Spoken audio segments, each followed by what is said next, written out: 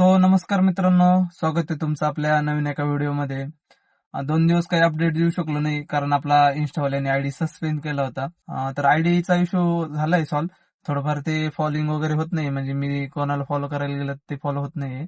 तर ते पण होईल बोलताय सोमवारपर्यंत. तर आज आपण गोल्डमध्ये ट्रेड केला होता. जस्ट नाव आत्ता ट्रेड केलाय, एवढा ट्रेड झाला आपला.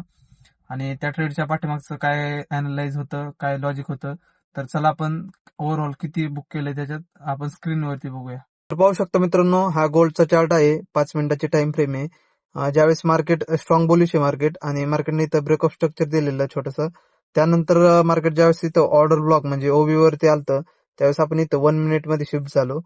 आणि 1 मिनिट मध्ये इथं ज्यावेळेस लिक्विडिटी स्वीप म्हणजे लोकांचे एसएल वगैरे हंड झाले, या लिक्विडिटी स्वीप वरती आपण इथं ह्या रिजेक्शन कॅन्डलला इथं रनिंग मध्ये एंट्री प्लॅन केला होता.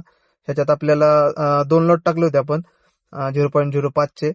त्यात आपल्याला 70 पिप्स आपण कॅप्चर केले. इथं बघू शकता, इथं 70 पिप्स आपण कॅप्चर केलेले इथं, आणि 20 पॉईंटचा आपला फक्त एसएल होता 20 पिप्सचा. तर याच्यात आपण ओव्हरऑल बघितलं तर $75 प्रॉफिट बुक केलेलं आहे. म्हणजे इथं हे थोडेसे रश ट्रेडिंग होती, हे ओव्हर ट्रेडिंग केली होती. पण मेन जे हा ट्रेड आहे तो हा आहे. ह्याच्यात आपण 0.05 आणि 0.05 चे 2 लॉट टाकले होते. तर आज आपण ओव्हरऑल $75 वरती क्लोज करतोय. आणि जर तुम्हाला असंच अनालाइज वगैरे आपलं आवडत असेल तर तुम्ही कमेंट करून सांगा अजून काही त्याच्यात इम्प्रूव्ह करता येईल. आणि लाईक वगैरे करा.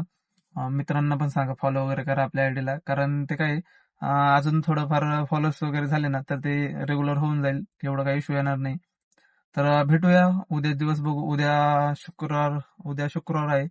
लास्ट वीकचा लास्ट दिवस असेल. बघू उद्याचं काय अपडेट आहे. उद्या तुम्हाला मी अपडेट देईन तसं.